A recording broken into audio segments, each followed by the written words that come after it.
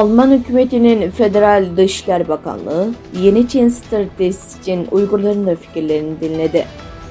Federal Almanya Cumhuriyeti Dışişler Bakanlığı tarafından 2022 yılında oluşturulan yeni Çin stratejisinin 2023 Mart'ta yayınlanması bekleniyordu.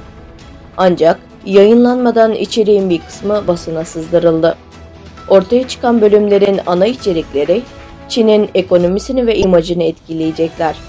Çin'e bağımlılığı azaltmak, benzer değerlere sahip ülkelerle işbirliği yapmak, temel altyapı projeleri ve yüksek teknoloji sektörlerinde Avrupa yatırımlarını engellemek oldu.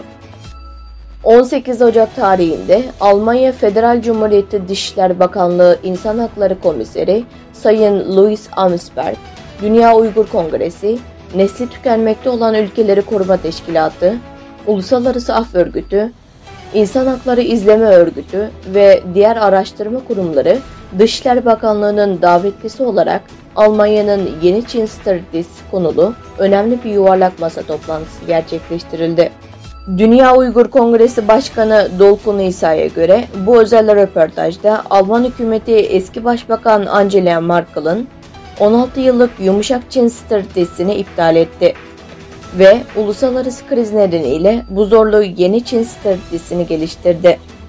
Bu görüşmede Dolkun İsa, Alman hükümetinin Uygur soykırımını durdurmak için BM'de ve diğer büyük uluslararası forumlarda aktif olmasına rağmen Almanya'nın ve Avrupa Birliği'nin pasif kaldığını ve Almanya'nın Uygurların sona erdirme yükümlülüğünü yerine getirmesi gerektiğini söyledi. Konuşmasında Xi Jinping'in bir kez daha başkan olmasından kısa bir süre sonra Almanya Başbakanı Olaf Scholz'un Çin'i ziyaretinin Çin'e ve dünyaya tarihi bir hata olarak geçeceğini, yanlış bir sinyal verdiğini söyledi. Görüşmeye Dışişler Bakanlığı yetkililerinin yanı sıra Adalet Bakanlığı yetkililerinin de katıldığını söyleyen Berlin Ofis Müdürü Gayur Kubat da toplantıya katıldı.